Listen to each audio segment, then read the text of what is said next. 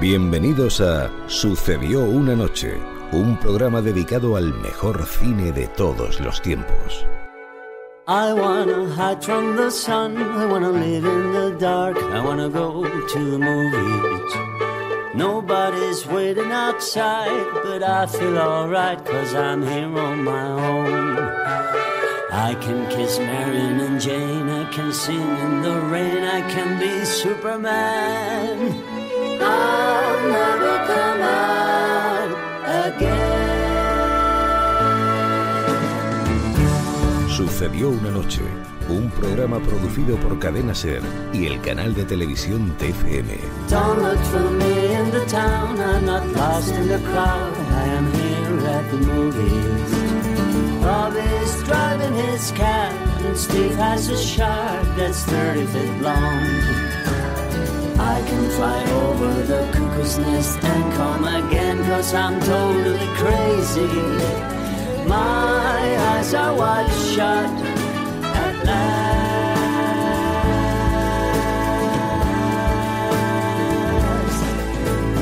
I wanna hide from the sun, wanna live in the dark, and I'll never come back. Dirige y presenta Antonio Martínez.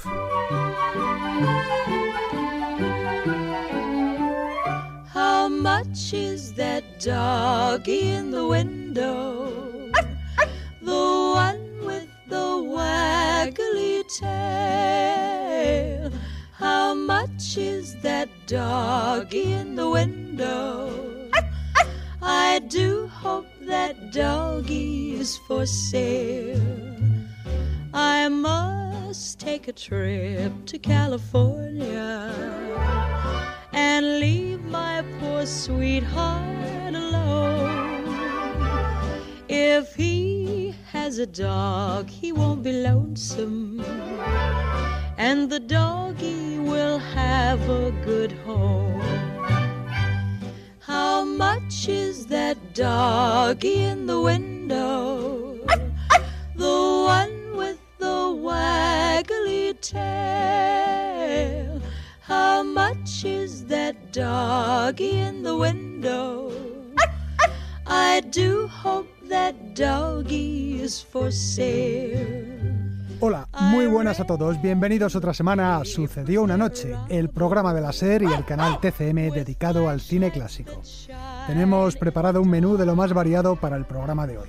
Un menú en el que cabe la cantante y actriz Madonna, también Stuart Granger, un actor británico al que algunos llamaban el Indiana Jones de los años 50. Tenemos al director Hugo Stuben, que tiene en los cines su nueva película, Solo se titula, y vamos a charlar con él de ella y de otras muchas cosas. Seguimos diseccionando los diferentes géneros cinematográficos y hoy le toca el turno al cine negro, con sus detectives privados y sus gángsters. Vamos a contar la historia, características y personajes principales de este género que gira en torno al mundo del delito. Y nuestra sección dedicada al cine de terror, que nos está acompañando toda esta temporada, va llegando a sus últimos capítulos. Hoy, Jack Bourbon nos trae Los pájaros, la película de Alfred Hitchcock. Tenemos también nuestro juego de las películas, el título de la programación de TCM por el que apostamos esta semana, y escucharemos unas cuantas canciones de película. Esta del perrito que suena, por ejemplo, pertenece a la banda sonora de Pink Flamingos, la irreverente y divertida película de John Waters. En fin, que vamos a empezar ya, y lo hacemos, como os decía, con nuestra apuesta de TCM. Un montaje excelente, Tom. Estupenda producción. Estupendamente escrita, Jim. Estupendamente interpretada. Harry, dile a Chapman que su fotografía es perfecta. La película de TCM. El próximo martes TCM emite Solo los ángeles tienen alas, un clásico de aventuras aéreas protagonizado por Cary Grant y dirigido por Howard Hawks en 1939. Es nuestra apuesta de la programación del canal para esta semana.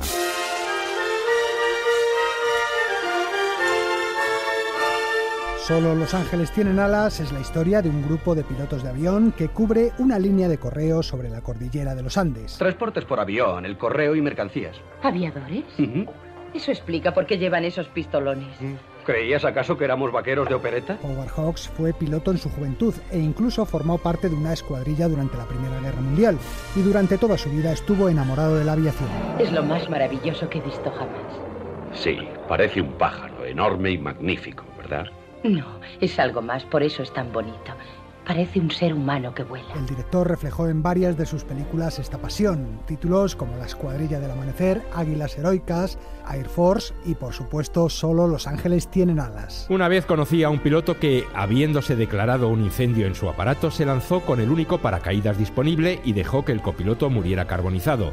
Rehuido por sus compañeros para el resto de su vida, aquel hombre murió en una arriesgada misión aceptada con el único propósito de redimirse. No está obligado a ir, McPherson. No es un trabajo normal. Yo creo que sí. Es el correo. Nos veremos en el campo dentro de 5 minutos. Estaré esperando. Esa y otras historias que yo mismo viví o conocía por mis compañeros aviadores son la base que inspiraron la película. Cary Grant es el jefe de esta escuadrilla de pilotos. ¿Qué hago? ¿Regreso? Sí, Joe, apenas hay visibilidad. Empieza a descender. Cuando llegues a la niebla yo te guiaré. Bajarás a ciegas. Cada uno vive su propio drama personal y juntos comparten los riesgos de las tormentas, la niebla y las inmensas montañas que parecen infranqueables. ¿Creéis que yo no siento lo que ha pasado? ¿Y por qué les ordenas que vuelen con este tiempo infernal? Porque dirijo una línea aérea. Y lo hago lo mismo que lo hicieron aquellos bajo cuyas órdenes volé. Oye, Jeff. Escucha tú, holandés. Joe murió volando, ¿no? Ese era su oficio. Hay también una historia de amor, la que aporta el personaje que interpreta Jean Arthur, una corista extraviada que se enamora de Grant, un hombre con un oficio no apto para esposas preocupadas. Aceptan todas. Y son sinceras, pero no lo soportan. Empiezas a volar y empiezan las llamadas al aeropuerto. Y acaban odiándote por el miedo que les has hecho pasar durante la espera. ¿Y si fuera de las que no se asustan tan fácilmente? No existe tal especie. ¿Cómo puedes saberlo? La película mezcla cine de aventuras con algunos toques tanto de comedia como de tragedia.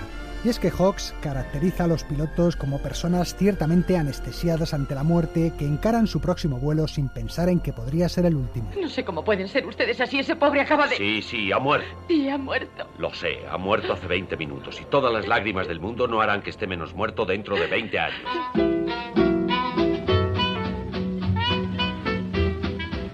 La idea para el guión se le ocurrió a Hawks mientras buscaba en México localizaciones para su película Viva Villa.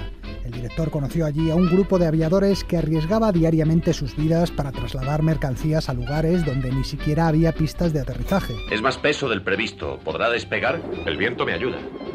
Iré hasta el borde del precipicio y me dejaré caer para coger velocidad. Llame si lo consigue. De acuerdo. En la película encontramos ese ambiente de alegre compañerismo que tanto gustaba al director y del que hizo gala en otras películas como Atari o Río Bravo. Yo voy a tomar whisky. ¿Tú qué quieres, Pancho? Yo lo mismo. Boldi, mándanos algo de beber. Enseguida, Jeff. Aquí tiene su filete, señorita. Me queda otro. ¿Quién lo quiere? Déjalo ahí, yo lo comeré. Bueno. Según la famosa cronista de Hollywood, Pauline Kael, Cary Grant alcanzó el cenit de su perfección física en esta película, cuando el actor contaba 35 años. Vestido con cazadora de cuero y pantalones de aviador, Grant resultaba irresistible para las espectadoras de la época. ¿Hay algo más que quiera usted saber de mí? ¿Quiere venir un momento a mi habitación? Tengo algunas cartas de casa, fotos de papá y mamá, también mías de la primera vez que volé, de mi primer accidente. ¿Tiene fotos de cuando era niño? No estoy seguro. ¿Quiere verlo? Sí. En el film también tiene un pequeño papel la por entonces poco conocida Rita Hayworth, que precisamente en esta película estrenaba nombre, ya que hasta entonces siempre había aparecido en los repartos como Rita Cansino. Aquí interpreta a una antigua novia del aviador. Parece que no ha pasado el tiempo. Sí, eso parece. ¿Te gusta mi peinado? No lo llevabas así. No daba crédito a mis ojos. ¿Cómo iba a imaginar que... Sí, el mundo es un pañuelo. Hola, Jeff. Hola, Judy. Hay una escena en la película que quizá os resulte familiar. Es una escena que tiene un particular significado emotivo para mí. Se basa en la muerte de uno de mis amigos. Cuando le encontramos, estaba entre los restos de su avión estrellado y solo le quedaban unos minutos de vida. Tienes el cuello roto, Kim. El cuello. No me extraña que no sintiera nada. Se quedó muy quieto y dijo: he pensado muchas veces cómo actuaría cuando llegase el momento, y la verdad es que no sé cómo de bien me comportaré. Entonces le dijimos: ¿quieres decir que te gustaría comprobarlo solo? Y él dijo: sí. Esto es como hacer algo nuevo. Igual que el primer vuelo solo. Entonces no quería que me vieran. Sí, tampoco quiero que me vean en el último. Así que todos nos marchamos y le dejamos morir solo. Utilicé eso en Solo los ángeles tienen alas y años más tarde lo volví a usar en Río Lobo. Creo que fue una muerte muy digna. Me voy yo también. No me gustaría morir delante de ti, Jeff. Sí, lo comprendo. Ya me voy. Ya sabéis, ahora en TCM podéis volver a ver o descubrir este auténtico clásico del cine, una de las mejores películas de Howard Hawks.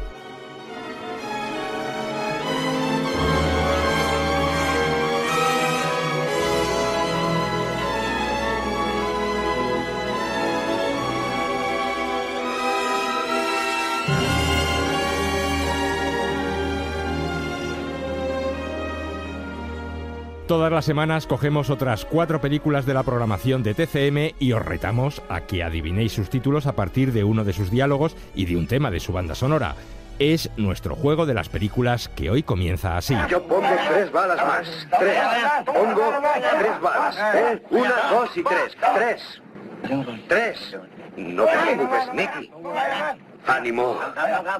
Dentro de 5 minutos estaremos fuera de aquí. ¡Fuera de aquí! Sí.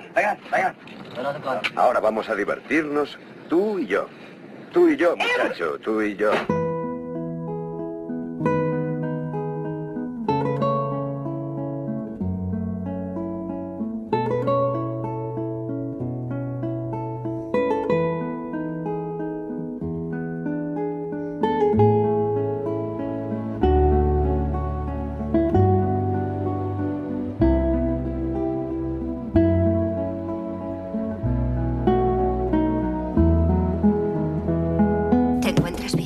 Estupendamente, Kate. El mundo es maravilloso.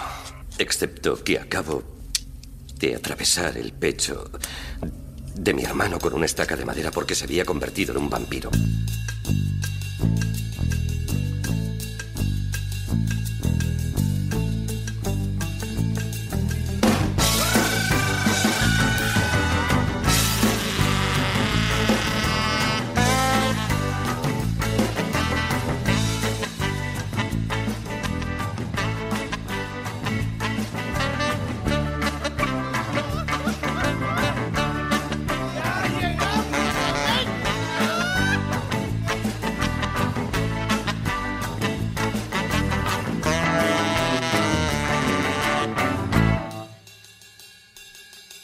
¿Sugieres que Emily le virlaba la droga?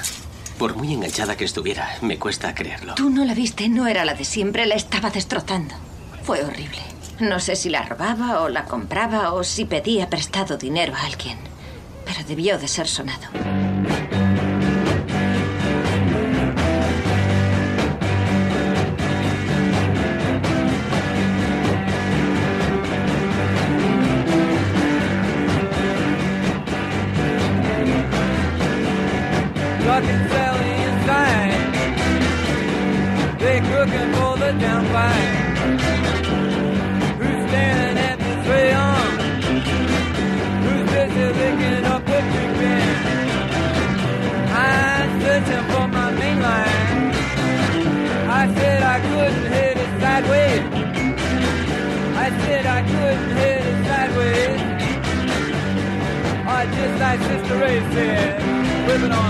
Quien le ha entregado esta tarjeta está por prescripción médica bajo los cuidados de una marioneta, diseñada para ayudar a crear una distancia psicológica entre él y los aspectos negativos de su personalidad. Por favor, trátelo como lo haría normalmente, pero diríjase a la marioneta. Gracias. Eso es. ¿Esto qué es? ¿Una broma? No, que va, cielo. No tiene nada de gracioso. Deja ya de hablar así. Estoy confusa, Walter, y necesito respuestas ahora mismo.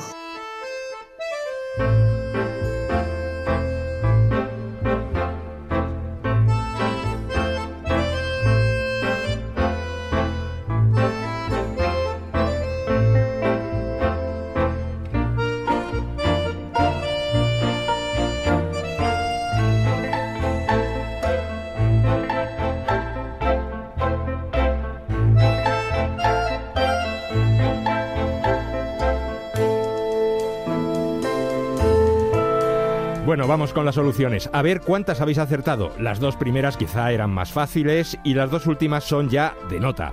Empezábamos con Robert De Niro y Christopher Walken jugando a la ruleta rusa en el Vietnam en El Cazador, de Michael Cimino, y sonaba la cavatina de Stanley Myers, de su banda sonora. En el segundo diálogo oíamos a George Clooney, que acababa de matar a Quentin Tarantino en Abierto hasta el amanecer, de Robert Rodríguez. La tercera era más complicada. Se trataba de Brick, un film independiente americano de 2005 sobre el tráfico de drogas en institutos de los Estados Unidos, en cuya banda sonora se incluía el tema de la Velvet Underground, Sister Ray, que oíamos tras el diálogo. Y la última era El Castor, una película protagonizada por Jodie Foster y Mel Gibson, que se estrenó en 2011 y cuya banda sonora, que suena de fondo, es obra del compositor brasileño Marcelo Zarbos. TCM, el cine que ya tenías que haber visto. Dale un título y lo escribirá. Enciclopedia Curiosa del Cine. Parece más una bomba que un libro. El próximo jueves, Madonna cumple 60 años, nada menos. Parece mentira, pero la cantante lleva casi 4 décadas en nuestras vidas y en ese tiempo ha hecho de todo. Está su faceta musical, por supuesto, pero también tiene una carrera en el cine, tanto como actriz como directora y guionista. Ha participado en una veintena de películas. Así que, como regalo de cumpleaños, vamos a recordar cómo ha sido su carrera cinematográfica.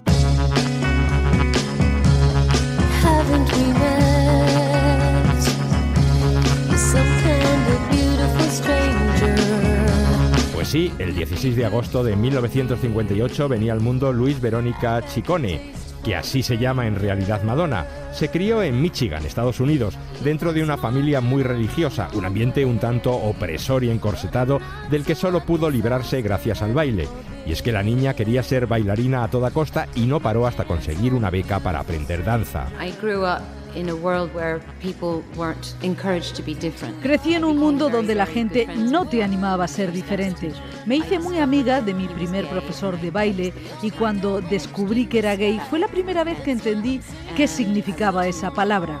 Me llevó a ver por primera vez los locales gay y vi lo diferente que era ese mundo y cómo todos aceptaban las diferencias de los demás. De repente me sentí en casa.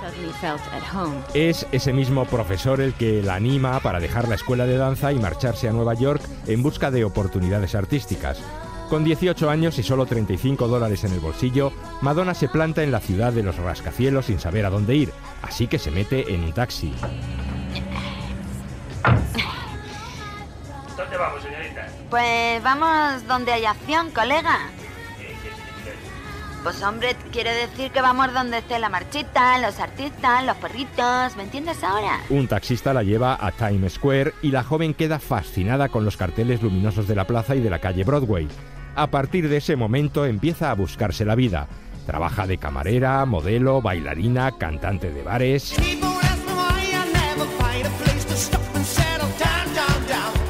Una de sus primeras oportunidades se la da el manager de este cantante francés, Patrick Hernández, que le ofrece un contrato para cantar y bailar en París en el show de su representado.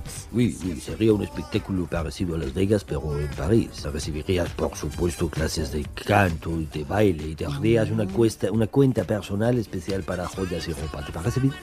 Me parece de puta madre. Madonna pasa varios meses en Francia, pero acaba regresando a Nueva York y allí conoce a otro hombre importante en su vida. Y esto rompe. Eurythmics, Sweet Dreams. Es el pinchadisco y productor musical Yelevin Benítez, que se encarga de tutelarla en el comienzo de su carrera. Con él, Madonna graba sus 2 primeros discos que la convierten en estrella musical. También le ayuda a diseñar su peculiar imagen pública y por el camino vive con ella una relación amorosa que, no obstante, acaba mal. Ha sido espléndido como de costumbre. Me encanta que te encante. ¿Te importa que me vaya? ¿Por qué?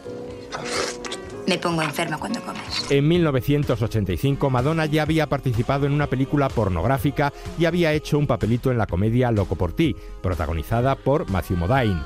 Pero es entonces cuando le llega su primera oferta cinematográfica importante. Buscando a Susan desesperadamente. Búscame en el Parque Battery el jueves a las 4 de la tarde. En Buscando a Susan desesperadamente, Madonna interpreta a una joven alocada a la que la gente tiene que encontrar mediante anuncios en los periódicos. Mi suerte no puede empeorar más. Asqueroso, desgraciado. Una bruja me roba la maleta. A mí que lo empujan por una ventana y ahora a ti te despiden. No quisiera ofenderte, pero parece que te persigue la mala suerte.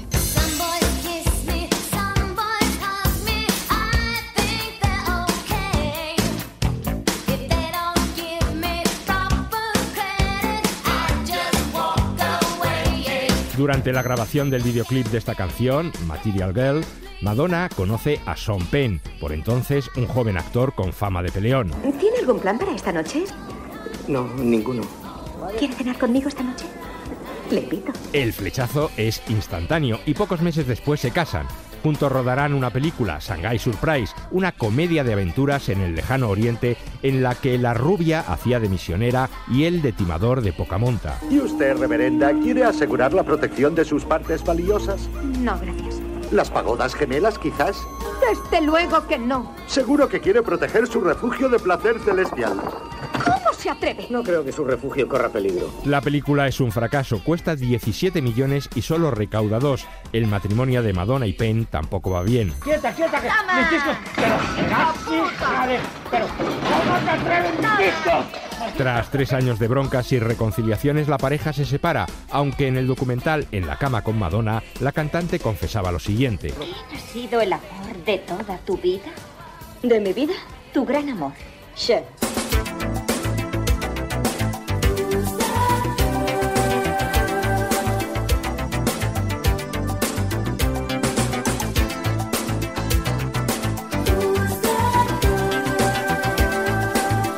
A finales de los 80, la carrera musical de Madonna está en su momento de mayor esplendor.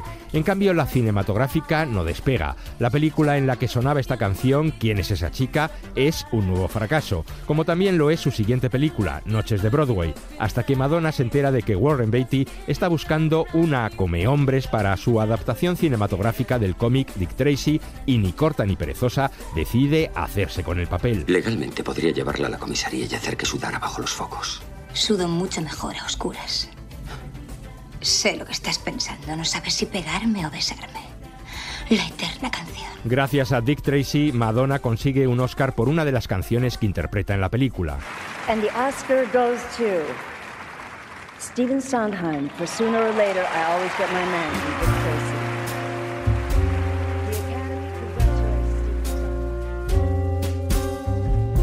Sooner or later you gonna be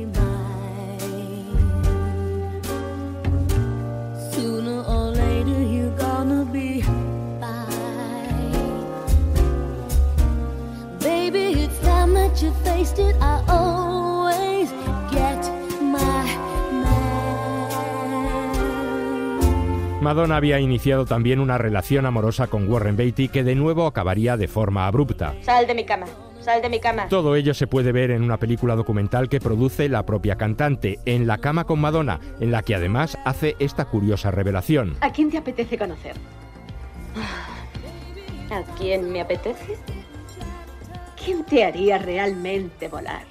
Oh, ese actor que sale en las películas de Pedro Almodóvar. Antonio Banderas. Ya sé quién es. Tiene mucho morbo. Madonna visitará Madrid invitada por Almodóvar y allí conoce a Antonio Banderas, pero se encuentra con que por entonces está casado y bien casado con Ana Leza y solo le queda el recurso del pataleo. Tiene que tener algo malo. Seguramente tendrá un pene muy pequeño. Pues ya me lo señor, espero que tenga algo malo. Nadie es tan perfecto. Mientras, Madonna sigue haciendo cine. Interpreta un papelito para Woody Allen en Sombras y niebla. Forma parte del reparto de la comedia de béisbol Ellas dan el golpe y protagoniza un film pseudo-erótico junto a Willem Dafoe en El cuerpo del delito. ¿Has visto los animales haciendo el amor?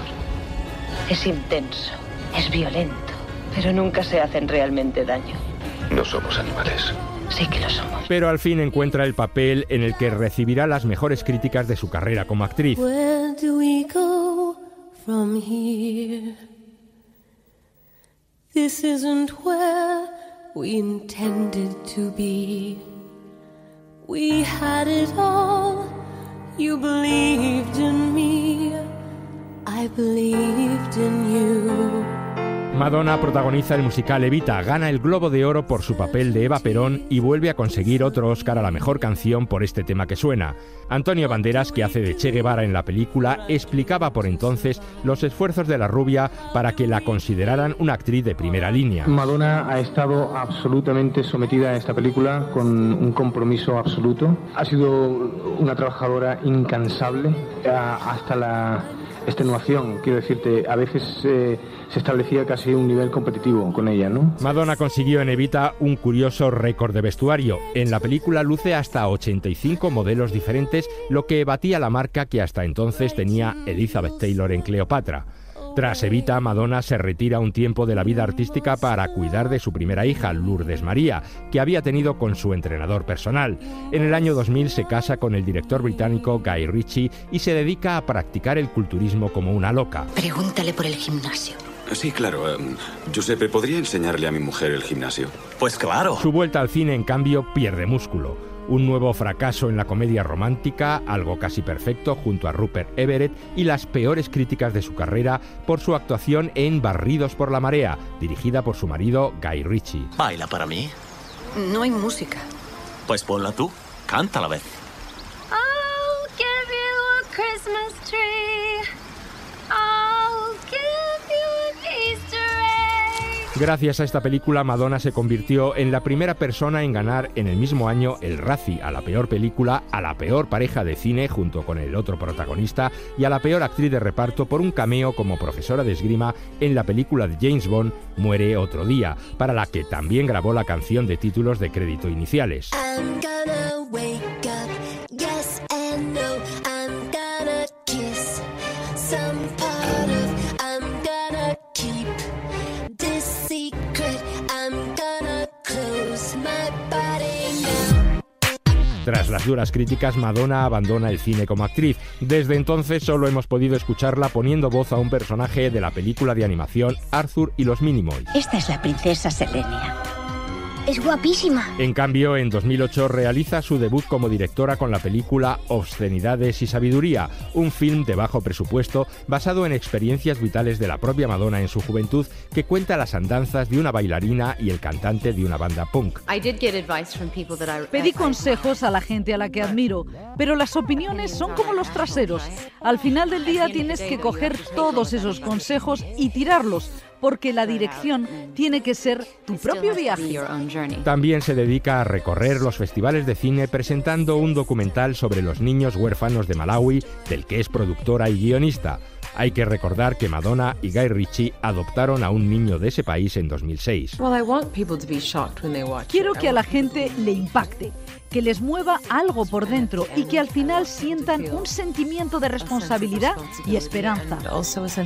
En 2011 estrena su segunda película como directora, Wallis y Eduardo, el romance del siglo, una producción británica que contaba la abdicación del rey Eduardo VIII de Inglaterra para casarse con la norteamericana Wallis Simpson.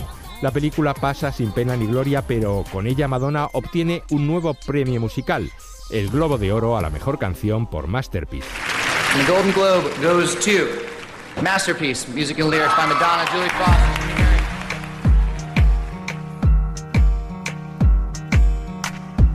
If you were the Mona Lisa, you'd be hanging in the Louvre. En todos estos años hemos visto diferentes caras de Madonna: la chica provocadora, la ambición rubia, la culturista, la Madonna devota practicante de la fe judía, madre, esposa, amante, actriz, directora. Me reinvento como parte de mi evolución y de mi crecimiento como persona. Y tienen algunos aspectos que son frívolos y otros que son reales. ¿Y para el futuro qué? Me gustaría seguir haciendo más música y más películas. Soy feliz con las dos cosas.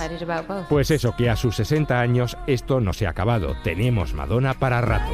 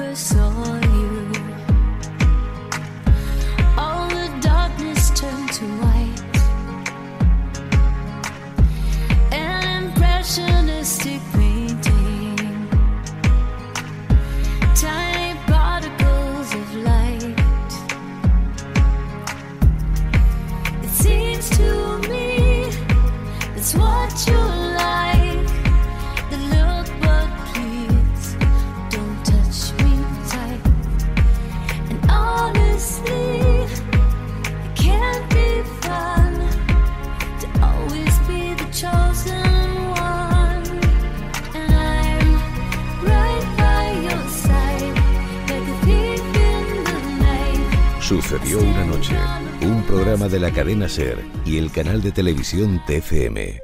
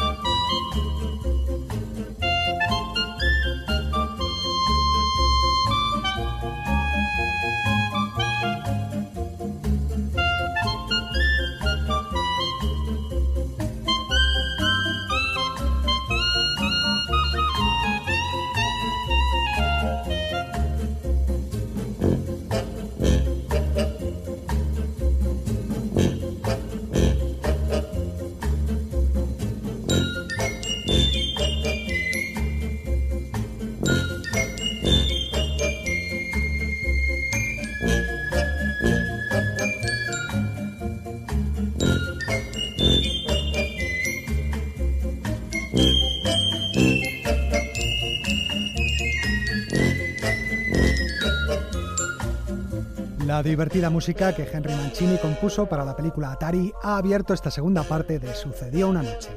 En este tramo vamos a tener de protagonistas al actor Stuart Granger, al director Hugo Stuben o a Alfred Hitchcock con su película Los pájaros. Pero nuestra primera parada va a ser un nuevo capítulo de esa sección veraniega que hemos dedicado a destripar los diferentes géneros cinematográficos. Los géneros cinematográficos. Pues eso, acción, amor, aventura, misterio, cine. Pues sí, desde hace un par de meses más o menos estamos repasando la historia y características de los diferentes géneros cinematográficos. Hoy vamos a hablar del cine de crimen o policíaco, un género que recoge tanto el cine negro como las películas de gángsters. Un bandido. John Dillinger. ¿Por qué John Dillinger? Porque le mataron a la salida del cine. Ah, claro.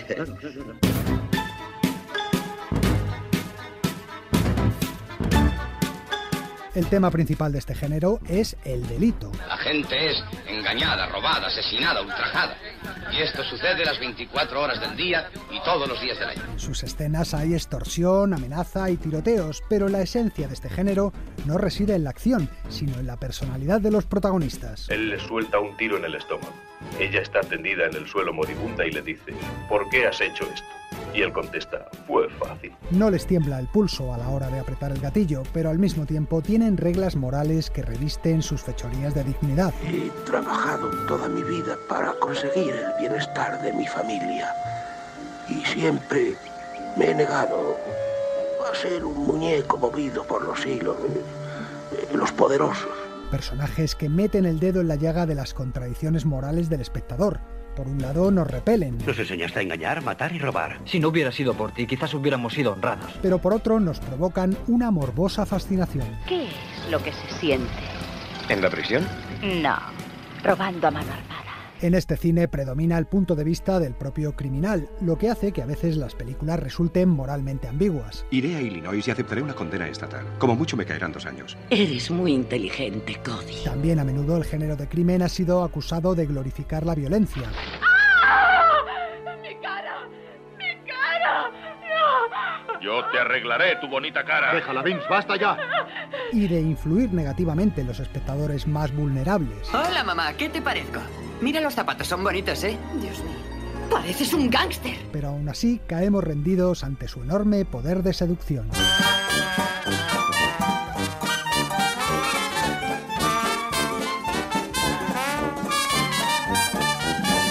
El crimen asomó ya en pantalla en los primeros tiempos del cine mudo, pero se convirtió en género en cuanto se pudieron escuchar los tiros. Fuera de mi camino, voy a disparar.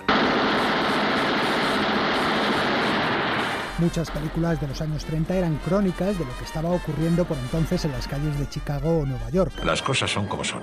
Yo tengo la organización para traer el licor y sé dónde conseguirlo. Tú tienes la organización para distribuirlo. La ley seca norteamericana proporcionó el caldo de cultivo ideal para el desarrollo del crimen organizado. A la gente le gusta beber, ustedes lo saben, y yo también. Lo que hago es actuar en consecuencia. Soy un hombre de negocios. La censura dejaba un margen muy estrecho y la violencia tenía que mostrarse de forma indirecta o utilizando el fuera de campo, y el mensaje debía ser claro.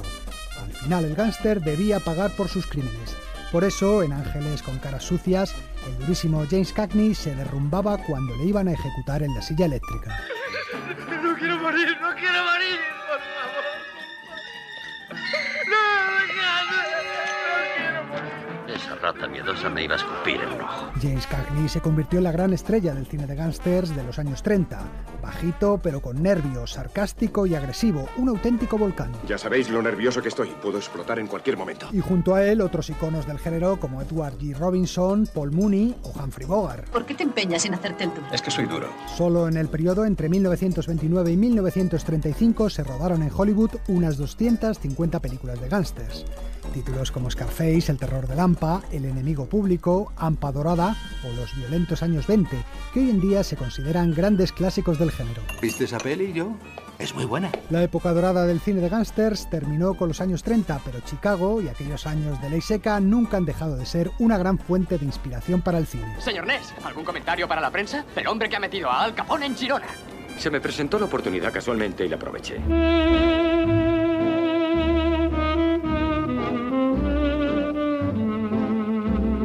Con los años 40, un nuevo personaje sustituyó al gángster como protagonista principal. ¿Qué es usted? ¿Un boxeador? No, soy un sabueso. ¿Qué es un sabueso? Un detective privado. En películas como El halcón maltés o El sueño eterno, Humphrey Bogart fue decisivo a la hora de fijar las bases del cine negro. Me gusta usted. Sí, me gusta. Sí, pues aún no ha visto lo mejor. Tengo una danzarina balinesa tatuada en el pecho. Bobby disparaba su revólver, pero sobre todo disparaba su cinismo. Tenga calma. No abofeteo muy bien a estas horas de la noche. El cine negro bebió de la novela negra de autores como Dashiell Hammett, Raymond Chandler o Mickey Spillane. Vaya un Mickey Spillane, muchacho. Genial. Yo he leído todas las novelas que escribe. Sus detectives inevitablemente se veían mezclados en los casos que investigaban. La policía cree que maté a Tursby, el hombre a quien seguía Miles. ¿Tú a quién crees que maté? A veces los argumentos del cine negro eran de lo más intrincado y cuentan, por ejemplo, que ni siquiera el director Howard Hawks entendía muy bien el guión del Sueño Eterno. ¿Se le ocurre alguna idea, amigo? Una o dos. Alguien disparó contra Geiger o Geiger disparó contra alguien que huyó o tenía buey para cenar y lo descuartizó en el salón. No, ninguna de ellas me satisface. Pero quizá el argumento fuera lo de menos, porque lo importante en el cine negro es la atmósfera. 39 robos, 33 escalamientos, 18 atracos, 7 asaltos y 5 atentados a la moral han ocurrido en un mes. Ya está bien para el distrito cuarto, teniente Dietrich. Un espacio casi siempre urbano, con una serie de decorados que se repiten como clichés. Callejones húmedos y mal iluminados, timbals de póker, bares clandestinos. ¿Qué es esto? Nuestro club, el sitio más caliente de la ciudad. Películas rodadas en blanco y negro en las que abundan las escenas nocturnas. ¿Qué haces a oscuras? En la ventana se ve bien. ¿Podemos encender la luz ahora? No. Una fotografía de claroscuros que era toda una metáfora de la ambigüedad de las historias, en las que las fronteras entre buenos y malos se difuminaban. Es un trabajo sucio defender la ley, pero se supone que es nuestro trabajo. No sé usted, pero a los asesinos yo los atrapo. Entre los protagonistas abundan tanto los criminales como los polis corruptos, y la nómina de personajes incluía también confidente, chantajistas, expresidiarios y, por supuesto, las mujeres fatales. ¿Qué hombre está seguro con una mujer como tú? Maestras del engaño y la seducción. La verdad, todavía no he conseguido saber lo que hay realmente detrás de tu bonita cara. Si quieres jugar con fuego, allá tú. Pero procura no hacerlo en habitaciones llenas de gas. Es peligroso. Iconos culturales a los que da igual cuántos años pasen, los directores nunca se cansan de volver.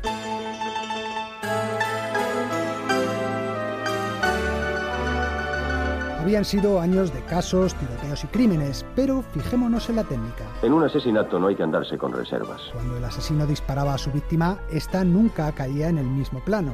Por imperativo del código de censura debía haber al menos un corte entre el tiro y la muerte, pero a finales de los 60 se rodó una película. Anda, léelo. Se titula La historia de Bonnie y Clyde. En Bonnie y Clyde de Arthur Penn la violencia era mucho más realista y ya no cumplía con el código. Una nueva generación de directores abordaba el género de gángsters con nuevas perspectivas. Costello fue el último de los gángsteres a la vieja usanza. Ahora hay sangre nueva. Francis Ford Coppola lo llevó a su cima de la mano de los Corleone, una familia regida por los viejos códigos de honor sicilianos. ¿Vives con tu familia? Sí, claro. Bueno, porque un hombre que no vive con su familia no puede ser un hombre. Y los gángsters de Martin Scorsese, Sergio Leone o Brian De Palma eran tipos criados en la calle que ascendían hasta convertirse en príncipes del crimen. Mi escuela es la calle y el cañón de un revólver que me apunta mi maestro. Entre unos y otros lograron lo más difícil, crear un estilo. Para mí, ser gángster era muchísimo mejor que ser presidente de los Estados Unidos. El capo mafioso que se enamora con la ópera o besa a sus colegas poco antes de liquidarlos. Las traiciones y la familia siempre en primer plano. ¿Crees que traicionaría a mi hijo? Él te ha traicionado. Ya lo sé. Y el dinero por encima de todas las cosas, incluido, por supuesto, la vida. No es personal, Sonny. Solo negocio. De haber nacido en el siglo XX, Shakespeare habría escrito sobre los capos mafiosos. Johnny Rocco es más que un rey, era un emperador. Su dominio se extendía sobre la cerveza, las máquinas tragaperras, la lotería y una docena más de empresas prohibidas. Es un maestro del chantaje. A quien no podía corromper lo aterrorizaba y a quien no podía aterrorizar lo asesinaba. Y sin ir más lejos, hay quien se sirve de las teorías de Don Vito Corleone en las escuelas de empresariales. Cuando hablemos de negocios delante de extraños, no vuelvas a decir lo que estés pensando.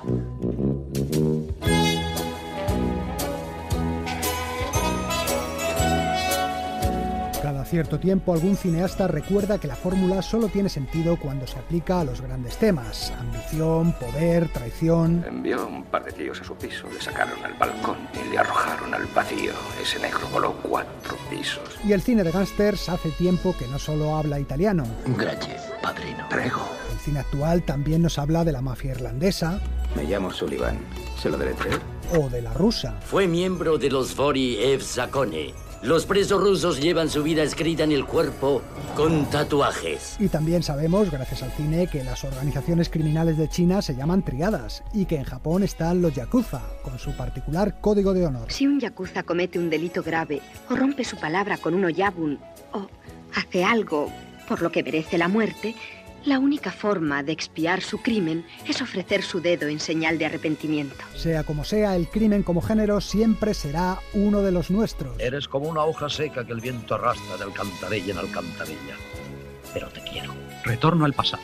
Jacques Tourneur, 1947. Blanco y negro. Detectives, gángsters, policías y mujeres fatales. Usted es diferente, agente White. Es el primer hombre en 5 años que no me ha dicho que me parezco a Verónica Lake nada más verme. Es más guapa que Verónica Lake. Su sola presencia basta para evocar una buena película y personajes inolvidables. Esta es la vida que llevamos, la que elegimos. Y solo hay una cosa segura. Ninguno veremos el cielo.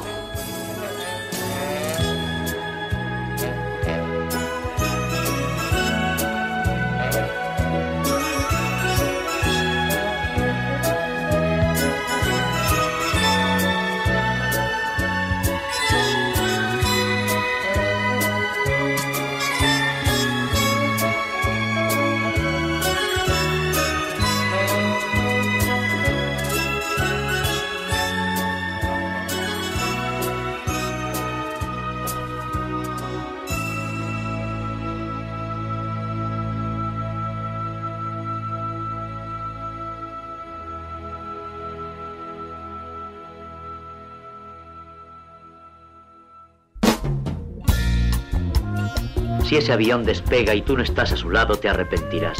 Tal vez no hoy ni mañana, pero sí muy pronto y para el resto de tu vida. El cine de su vida. Es de Casablanca. Toda mi vida he estado esperando decirlo.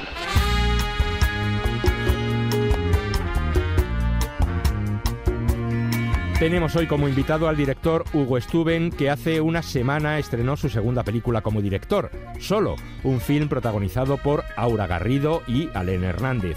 Es una historia basada en hechos reales de un hombre que lucha por su supervivencia después de sufrir un accidente al caer por un acantilado. Hugo Stuben, además de director de cine, es novelista y esto es lo que nos ha contado.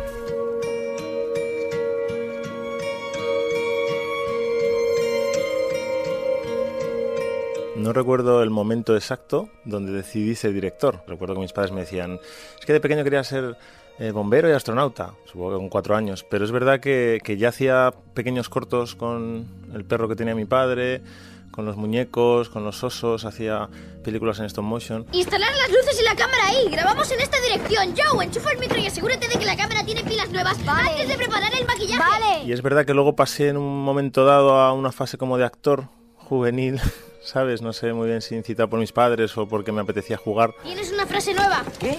No. ¿Cómo que no? Es bestial. Tío, es que no estoy preparado. Mira, así fluye mejor. Y al final pasó eso, ¿no? Que ya cuando maduré un poquito dije esto de actuar no, esto no es lo mío. O sea, para nada. Vamos allá. Posiciones y... ¡acción! Hice como un primer corto con un poquito más de dinero. Ahí sentí algo dentro diferente a todo lo que estaba haciendo. Y ahí es verdad cuando me di cuenta que dije, aquí, esto es lo que me llena.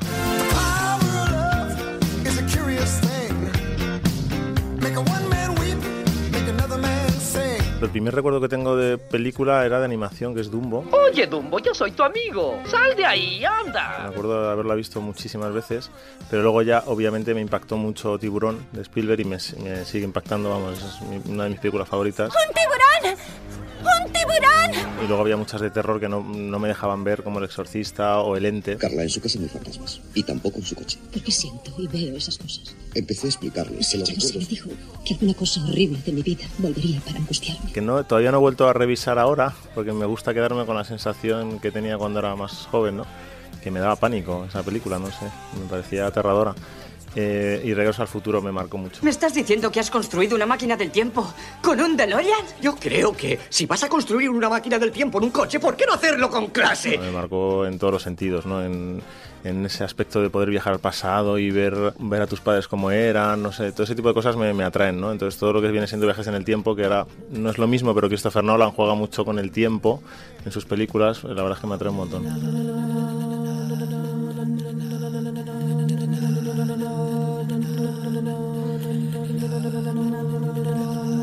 Hitchcock me gusta muchísimo, me gusta mucho David Fincher, me fascina la elegancia que tiene. Últimamente me fascina Denis Villeneuve con La llegada, que es una película que me aturdió, o sea, me encantó. Sigue sin haber indicios de un primer contacto. Las naves miden más de 450 metros de altura.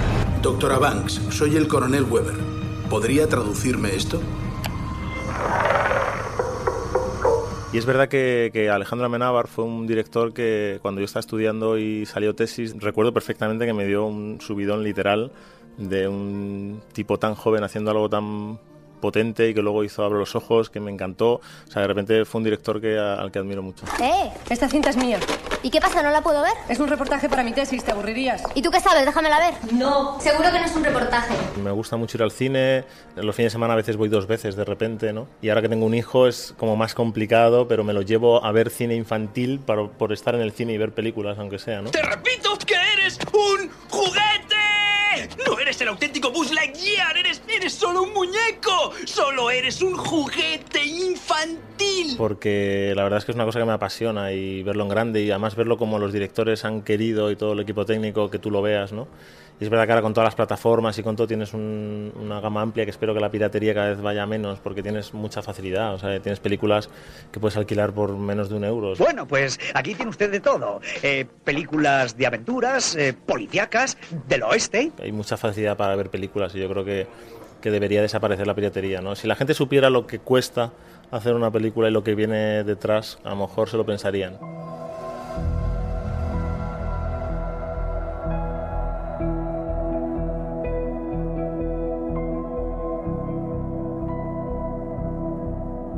Con mi primera película, que es un thriller psicológico con tintes de terror, porque no la englobo en cine de terror puro, tocó temas como la culpa, la pérdida y cosas así que vuelvo a tocar en Solo. No sé qué pasó allá abajo. Me sentí muy triste y tuve miedo de estar solo.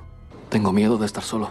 Siempre lo he tenido. Y es otro género diferente, ¿no? Y la gente me está preguntando, ¿has cambiado de género? Pero es que en el fondo me mueven las historias. Entonces, si hay una historia que creo que merece ser contada o que me remueve por dentro o que me genera una chispa que me dura 1 año y pico, que es lo que te suele durar estar trabajando en un proyecto, que yo creo que te tiene que durar mucho la ilusión, esa chispa que te encienda algo dentro de ti, Solo tenía lo mismo, tenía sentimiento de culpabilidad, tenía la pérdida, tenía elementos familiares, elementos de amistad, de amor, desamor, tenía como muchas cosas que me atraían aparte de la propia acción, ¿no? No es fácil aceptar que vas a morir totalmente solo. Me caí por un acantilado. Tengo la cadera rota, no puedo caminar, no puedo andar.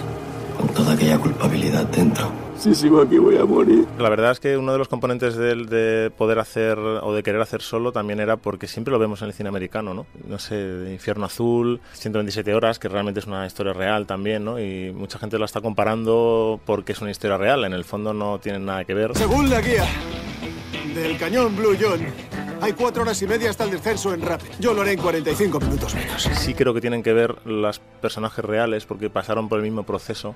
Es verdad que me interesa mucho más allá de la supervivencia física, la supervivencia emocional.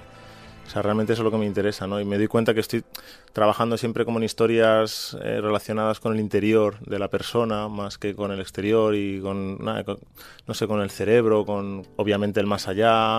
Ahora estoy intentando preparar una película de ciencia ficción, o sea, que es otro género, pero también trata el tema de la culpa, de la pérdida. De momento estoy barajando, no sé muy bien por qué, supongo que por cosas del pasado.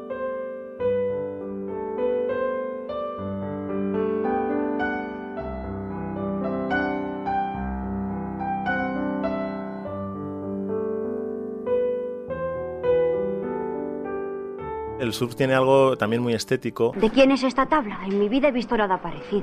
Es una tabla para olas grandes. Con esta tabla recorrí las islas.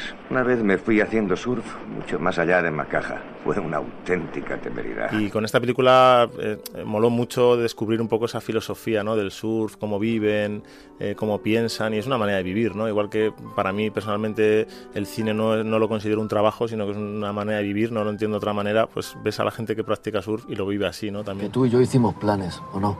Ya. Íbamos a surfear por medio mundo. Surfear por medio mundo. Suena típico deseo que no se cumple. Yo recuerdo mucho una entrevista que oí o leí, no recuerdo muy bien, de Spielberg, que decía que no volvería a trabajar en el mar en la vida. Y tiene toda la razón. O sea, es muy difícil trabajar en el agua porque el mar va por su lado y nosotros con nuestra cámara y el equipo va por otro. Entonces es muy difícil llegar a un acuerdo con la naturaleza. Cuando estuve aquí tuve una relación bastante complicada con una gaviota. Bueno, de hecho tuve una relación complicada con todo. Con las gaviotas, las mareas, las basuras.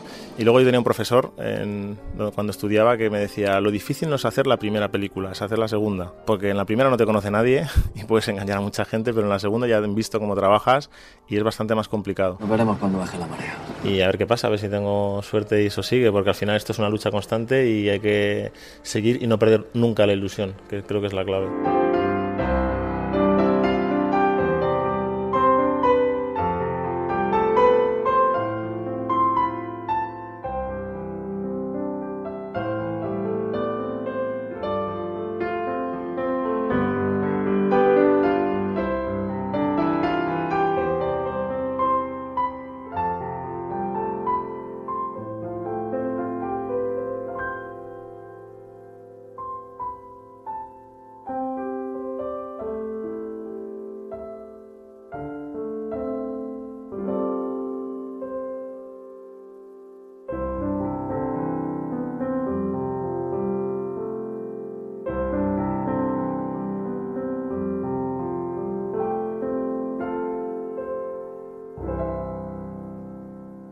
Sucedió una noche, un programa producido por el canal TCM para la cadena SER.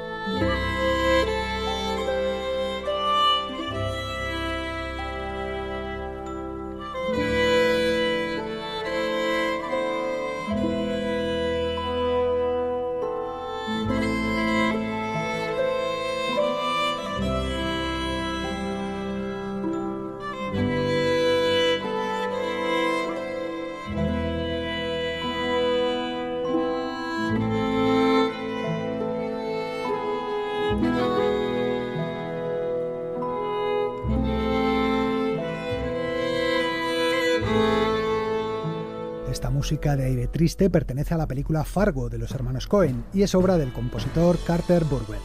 Y llega el momento de nuestra sección de efemérides. Los aniversarios es la excusa que nos sirve para rescatar y traer al presente la vida y milagros de directores y estrellas de la pantalla que ya no están de actualidad. Hoy nos vamos a ocupar de un actor británico al que seguro recordáis de muchas películas. Lo que el cine nos dejó. ¿Es tan difícil ser alguien que la gente no olvida? El próximo jueves, día 16, se cumplen 25 años del fallecimiento de Stuart Granger, un actor al que algunos llamaban el Indiana Jones de los años 50, ya que su gran especialidad fue el cine de aventuras, al que este actor le daba siempre un toque romántico. Hemos preparado este reportaje para recordarle.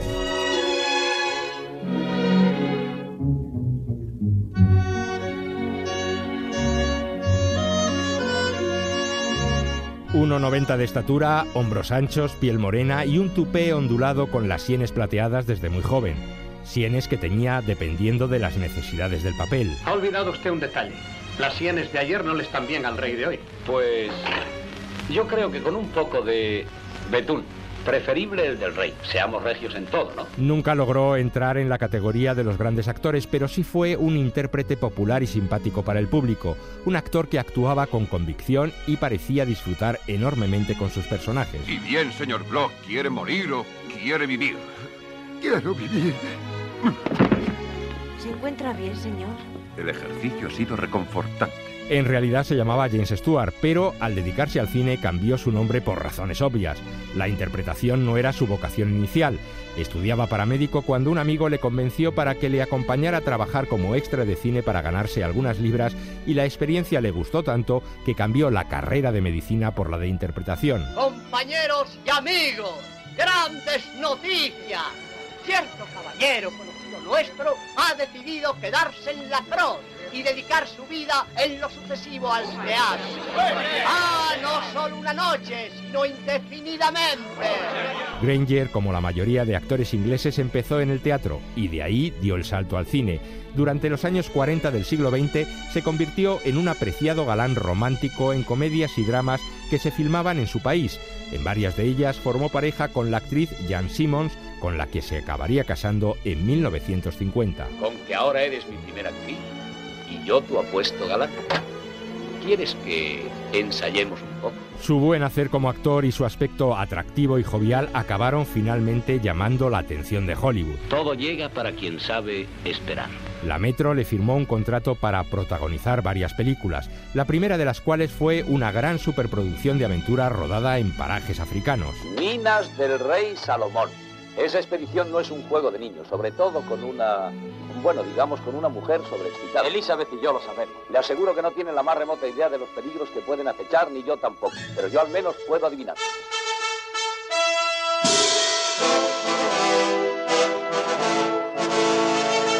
En Las minas del rey Salomón, Stuart Granger daba vida al intrépido cazador Alan Quatermain, al que acompañaba en su viaje otra británica, la actriz Deborah Kerr. ¿Y cuánto tardaremos en llegar?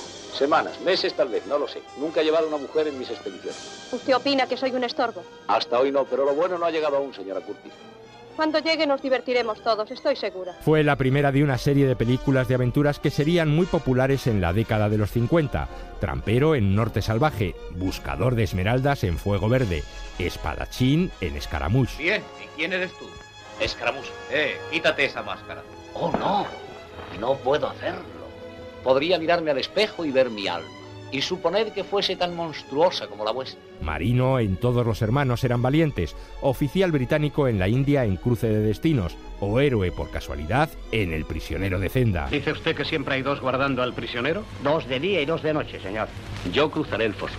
Los otros aguardarán a que baje el puente. Granger no se dejaba doblar por especialistas en las escenas de acción, ya que gozaba de una gran condición física. Era un experto en el arte de la esgrima y los duelos a espada eran su especialidad. Requiere tiempo el ser buen escritor. Tiempo, paciencia y práctica. Los que saben de ello dicen que Stuart Granger ha sido, junto a Errol Flynn, el mejor espadachín de la historia de Hollywood. Cinta 1-2 en tercera. Parada de cuarta y... estocada. A todas sus aventuras en la pantalla, el actor les daba siempre un toque romántico. Ha salvado mi vida. Luego me amas. Ven a mis brazos. Siéntate. Avisaré a un médico. ¿Un médico? ¿Te habrás partido el cráneo? Espero que te duela. El dolor es intenso, pero lo sufro con gusto, sabiendo que me quieres. También rodó algún pepulum bíblico, como Salomé, al lado de una bellísima Rita Hayworth. Llevas aquí varios años y no te pasa nada inadvertido. ¿Quién es ese Juan el Bautista? Un profeta. Creo que predica una nueva religión. Habla de un mundo diferente basado en la justicia y en la misericordia. Justicia y misericordia. Extrañas palabras para un romano. Esas son palabras del profeta. Lo que tú has dicho, nada me pasa inadvertido. Pero los críticos consideran su mejor película Los contrabandistas de Moonfleet, dirigida por Fritz Lang en 1955. Hollisbrook es el pozo más profundo de Inglaterra. Y tu barba roja, señorito Mogio, fue gobernador del castillo de Hollisbrook. Entonces allí es donde está el diamante. Si es que existe. Existe, señor. Lo sé. Y está en ese pozo.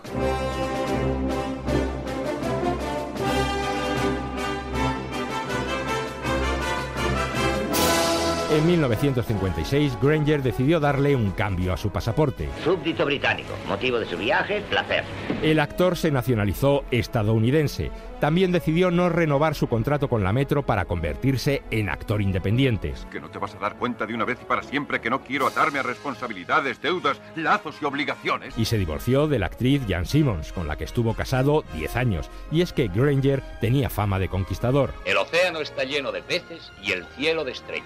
Contemplar a una mujer excluyendo a las demás era propio de algunos hombres, pero no de mí. Tuvo varios romances con actrices como Liz Taylor o Betty Hutton, pero quizá su aventura más sonada fue la que mantuvo con Deborah Kerr, su compañera en las minas del rey Salomón, con la que volvió a coincidir en El prisionero de Zenda. Antes no solías decirme esas cosas. Acostumbrabas a llamarme siempre espantapájaros. ¿De veras? Sí. Merecía ser azotado. Esas mismas eran mis palabras. Un día te di un puntapié, te hice daño. Bien hecho, no hay duda de que me lo merecía. En el futuro no tendrás que repetir el castigo. En 1958, Granger tenía ya 45 años y pensaba que debía empezar a cambiar sus papeles de héroe de aventuras por otros más reposados. Por eso no quiso escuchar a su agente, que le traía una importante oferta para participar en la gran superproducción de la que todo el mundo hablaba. Tengo una buena oferta. No, esta vez no, Eric. Estoy harto. Se acabó. Granger no quiso ser Mesala en El Ben-Hur de William Wyler, decisión de la que se arrepintió toda su vida. Quizá por ello, poco tiempo después, aceptó protagonizar otro peplum bíblico. Poseer un ser humano es una injusticia, un pecado. ¿Pecado? ¡Qué idea tan absurda! En el país donde vivo no existen los pecados. Todo lo que produce placer nos está permitido. ¿Y dónde está tu país? A pocas millas, no muy lejos. Allí, Sodoma y Gomorra. Con Sodoma y Gomorra, dirigida por Robert Aldrich en 1962, comienza el declive de Stuart Granger. Cada vez le ofrecen peores papeles. Tal vez regrese yo también a Inglaterra. Ya he pensado en eso. Inglaterra no es lugar para ti.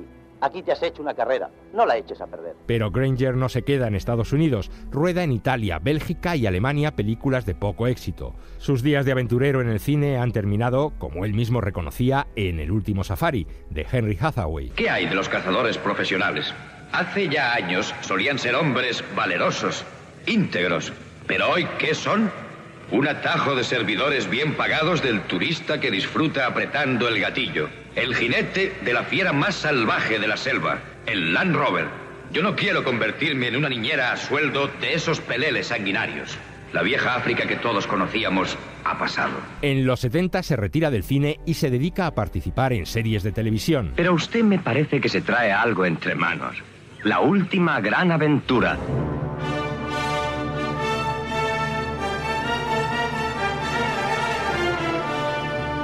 Su última aventura no la vivirá en la selva o a bordo de un barco, sino en la Costa del Sol malagueña.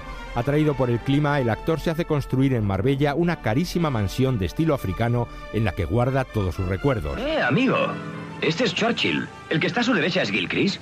Sí, señor. Vaya, perdone, a él no le gustará. ¿Qué? Se enfadará mucho si les encuentra en su casa. Él no está. Además de residente, Granger se dedica también al negocio inmobiliario, vendiendo urbanizaciones a clientes ricos a los que deslumbra con su fama de actor. Te digo que es una verdadera maravilla. Te estoy oyendo decir lo mismo hace 3 años. Como promoción, el actor ofrecía una foto suya al lado del cliente.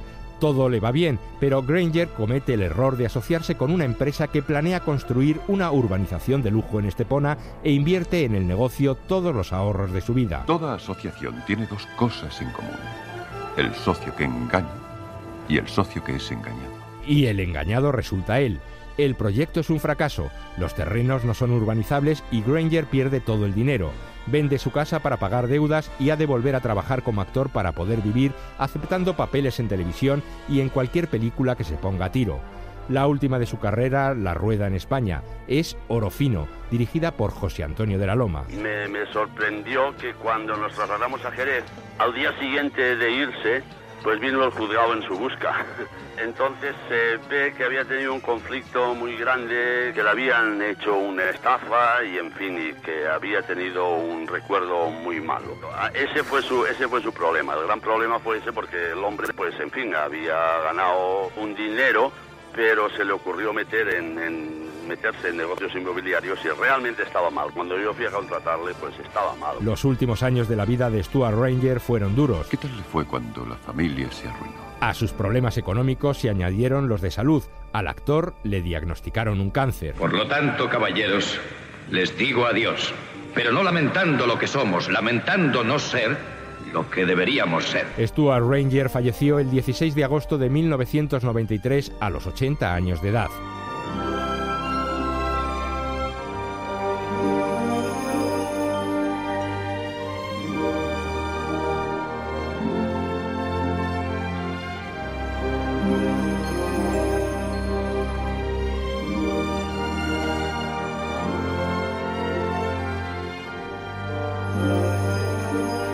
Sucedió una noche, un programa de la cadena SER y el canal de televisión TFM.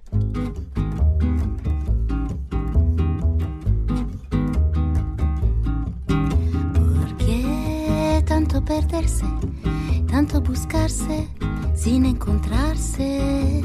Me encierran los muros de todas partes. Barcelona, te estás equivocando. No puedes seguir inventando que el mundo sea otra cosa y volar como mariposa. Barcelona, hace un calor que me deja fría por dentro, con este vicio de vivir mintiendo. Qué bonito sería tu mar si supiera yo nadar. Barcelona, mi mente tan llena de cara de gente extranjera, conocida, desconocida. He vuelto a ser transparente, no existo más. Barcelona, siendo esposas de tus ruidos, tu laberinto extrovertido. No he encontrado la razón porque me duele el corazón, porque es tan fuerte que solo podré vivirte en la distancia y escribirte una canción. Te quiero, Barcelona. Estos que suenan son Giulia y los Tellarini, un grupo barcelonés formado en torno a la cantante y acordeonista italiana Giulia Tellarini. Ellos son los autores de Barcelona, el tema que Woody Allen escogió para que sonara en los títulos de crédito de su película Vicky Cristina Barcelona. Con esta música nos encaminamos ya hacia la última sección del programa de hoy, que no es otra que la que nos trae nuestro detective cinematográfico, Jack Bourbon. Jack Bourbon presenta... Dios santo, ¿qué le hace? No creí que se tratara de ese tipo de película. Mi terapia de terror.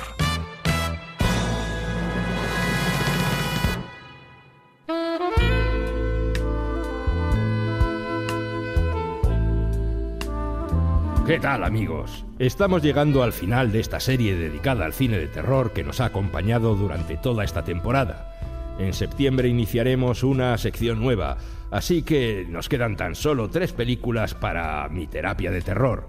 Si recordáis, la primera película de la que hablamos en este espacio fue Psicosis, y no quisiera terminar la serie sin que tocáramos otra de las grandes películas del genio del suspense, Los pájaros, para mí tan terrorífica o más que las andanzas de Norman Bates y su cuchillo de carnicero. Así que no perdamos más tiempo. Adelante, don Alfredo. How do you do, ladies and gentlemen? My name is Alfred Hitchcock. Hitchcock. Hitchcock. Hitchcock. Los pájaros, Alfred Hitchcock siguió al pie de la letra su premisa cinematográfica preferida: partir de lo más pequeño para llegar a lo más grande. ¿Qué es lo que usted desea, señor? Periquitos. Verá, son para mi hermana, regalo de cumpleaños. La película comienza con la compra de unos inocentes periquitos en una pajarería. A medida que avanza el film, los pájaros son cada vez más y se van comportando de forma cada vez más violenta. Y durante la fiesta, algunas gaviotas se lanzaron sobre los niños. La señorita Daniels también fue atacada ayer por una de ellas. Ya, los pájaros no atacan a la gente sin un motivo justificado, ¿me comprendes? Probablemente los niños les asustaron. Para terminar con la imagen de cientos de aves rodeando la casa de los protagonistas. Tenemos que llevarla al hospital. No podemos, no hay ningún sitio a donde ir. ¿A San Francisco? No llegaríamos. Lo intentaremos. Estoy asustada, terriblemente asustada. No sé lo que habrá ahí fuera. Una de las claves de la película es que en ningún momento se explica la causa del comportamiento agresivo de estos animales. No sé cuál es la causa, pero sé que es de locos ignorarlo.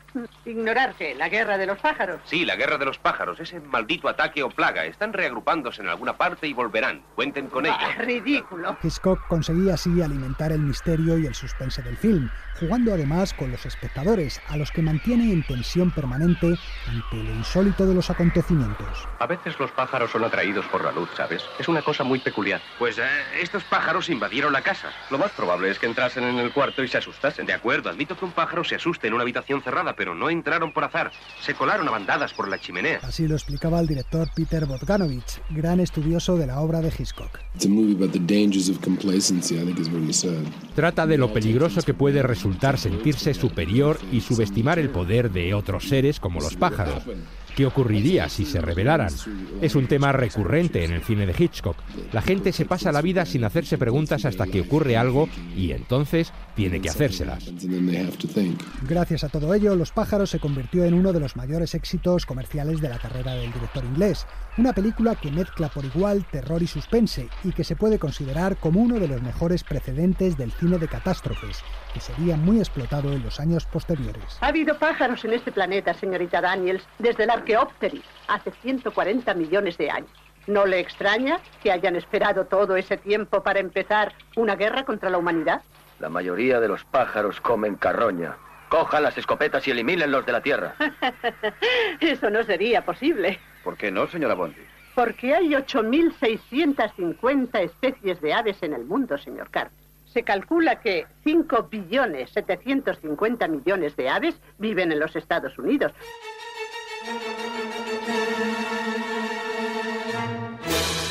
El guión de Los pájaros está basado en una novela corta de Daphne du Maurier, autora que Hitch ya había adaptado anteriormente en sus películas La posada de Jamaica y Rebecca. Patricia Hitchcock. Mi padre compró los derechos pensando en su serie de televisión, pero leyó una noticia sobre un ataque de pájaros y pensó que aquello tenía potencial cinematográfico. Todos los recursos del cine de 1962 fueron puestos al servicio de la realización de Los pájaros, que se convirtió en la más cara y la más técnicamente ambiciosa de las películas del director inglés. Creo que para él Los pájaros fue la película más difícil de hacer de su carrera, porque era muy técnica y tuvo que prepararse mucho para hacerla.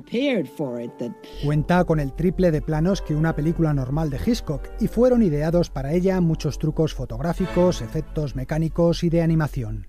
La compañía Disney desarrolló para el film imágenes de pájaros que se añadieron en postproducción en algunas escenas, especialmente las secuencias en las que estos atacan a los niños. Yo creo que eran cuervos, sí.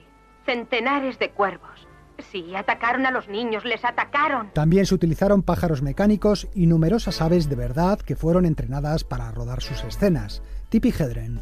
Ray Berwick, el adiestrador, preparaba bandadas de pájaros. Les enseñaba de 6 en 6 e individualmente. Les enseñaba a bajar en picado sobre las personas, a picarles o a perseguir a la gente.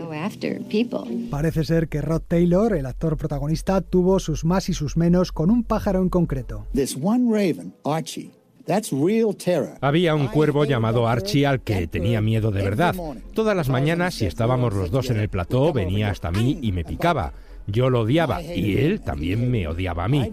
Cuando llegaba al estudio por las mañanas preguntaba siempre si ese día trabajaba Archie y me decían, creo que no, pero de repente Archie bajaba del techo y se lanzaba en picado sobre mí. Me odiaba tanto que hasta me esperaba escondido. La Sociedad Protectora de Animales de Estados Unidos vigiló que los pájaros fueran tratados convenientemente, supervisando su alimentación y exigiendo que la jornada de trabajo para ellos fuera corta para no agotarlos. ¿Hay algún motivo ornitológico para que estén en jaulas separadas? Desde luego, es para proteger las especies. Sí, es muy importante, sobre todo durante la muda. Rod Taylor, Tippi Hedren y Jessica Tandy son los principales protagonistas del film. Estábamos observando a las gallinas, parece que les pasa algo. No les ocurre nada, Mitch. Voy a llamar a Fred Brinkmeyer enseguida. ¿Y qué adelantaremos? No quieren comer. Oh, él me vendió el pienso, ¿no es cierto? Hitchcock escogió actores no demasiado punteros a fin de rebajar el presupuesto, bastante abultado a causa de los efectos especiales. En el caso de Tippi Hedren fue un flechazo a primera vista. ¿Y cómo sabe mi nombre? Me lo dijo un pajarito. Fue la primera película de la actriz. Hitchcock la descubrió en un anuncio de la televisión y la contrató inmediatamente. Así es que recibí una llamada el viernes 13 de octubre de 1961. Me dijeron, ¿es usted la chica del anuncio? Respondí que sí y me propusieron ir a los estudios Universal. Yo sabía que Hitchcock estaba preparando Los pájaros, pero nunca pensé que acabaría teniendo yo algo que ver con esa película. Creía que me quería para la serie de televisión que hacía semanalmente. Durante todo el rodaje, Alfred Hitchcock mantuvo con Tippi una extraña relación de amor-odio. A veces era con ella el hombre más amable del mundo, pero otras, en cambio, la trataba con enorme crueldad. ¿Se encuentra bien? Sí, creo que sí.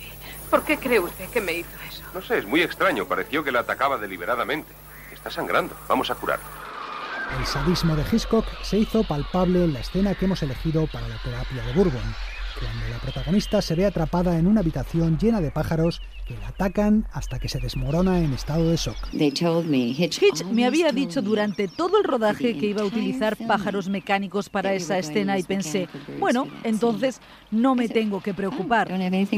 Pero el día en que se iba a rodar la escena se dio cuenta de que no había pájaros mecánicos, sino que estos eran muy reales.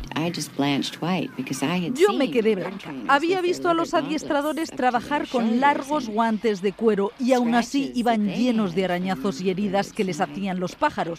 La realidad es que en ningún momento habían pensado en utilizar pájaros mecánicos. En la escena, Tippi Hedren sube al desván de la casa para descubrir que los pájaros han abierto un agujero en el techo y se lanzan sobre ella.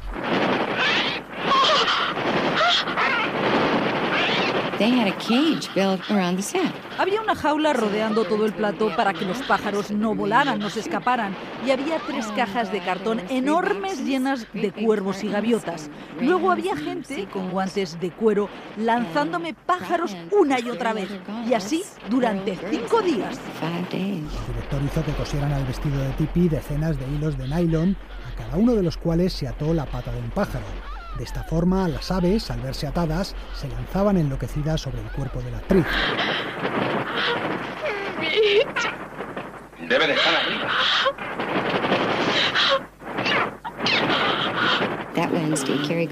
Cary Grant vino al plató a ver a Hitch y me dijo, es usted la mujer más valiente que conozco. Le contesté que no sabía si esa era la palabra adecuada, pero fue terrorífico. Saca a Kathy y a Lidia de aquí. Como decía Tippi Hedren, el rodaje de esta escena se prolongó 5 días. 5 días a lo largo de los cuales la actriz fue picoteada y golpeada una y otra vez. Uno de los pájaros decidió saltar desde mi hombro a mi cara y me arañó muy cerca del ojo. Entonces dije, se acabó. Me arranqué todas las cuerdas y me quité todos los pájaros de encima. Luego me senté en medio del plató y rompí a llorar. Estaba completamente agotada. La actriz cayó en una profunda crisis nerviosa que obligó a suspender el rodaje varios días. Perdóneme. Este suceso de los pájaros me ha trastornado. Para más Inri, el director tuvo la ocurrencia de gastar una de sus famosas bromas, regalándole a Melanie Griffith, la hija de Tippi Hedren, una muñeca vestida como su madre, pero metida en un pequeño ataúd. La reacción de la niña ya os la podéis imaginar. ¡Mi mamá! Se asustó mucho. Hay que tener en cuenta que tenía unos 7 años. No creo que fuera una muestra de maldad de Hitchcock. Simplemente fue una broma equivocada, una broma de mal gusto. Y la pagó Melanie. Para ella fue terrible. Un elemento fundamental de Los pájaros es su banda sonora, o más bien la ausencia de música. Hitchcock pidió a su compositor de cabecera, Bernard Herrmann, que supervisara una serie de sonidos grabados en un aparato electrónico que reproducía todas esas resonancias simulando chillidos y aleteos de pájaros, y que es la extraña música que ha sonado de fondo en buena parte de este reportaje.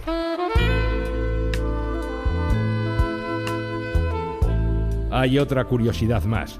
En la película no aparece el habitual "The End" al terminar. Hitchcock quería dejar así un final lo más abierto posible, sugiriendo que la amenaza continuaba allí una vez finalizada la película. Además, se planeó rodar un final distinto. En él, los protagonistas abandonaban el pueblo de Bodega Bay y llegaban a San Francisco para descubrir que los pájaros se habían adueñado de la ciudad, cubriendo la totalidad del famoso Golden Gate, el puente que cruza la bahía. Una imagen impactante que, sin embargo, fue descartada por el alto coste que suponía. En fin, amigos, hasta la semana que viene. Continuará.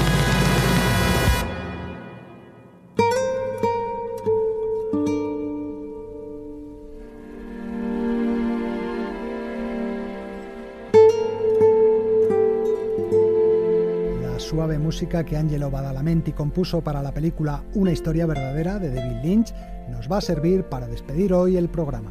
Volvemos la semana que viene, pero ya sabéis también que nos podéis encontrar en los podcasts de cadenaser.com y canaltcm.com.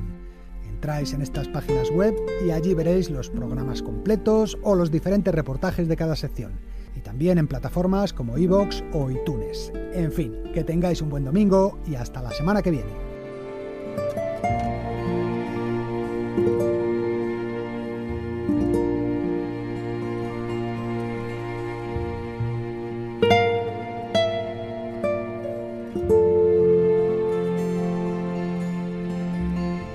Thank you.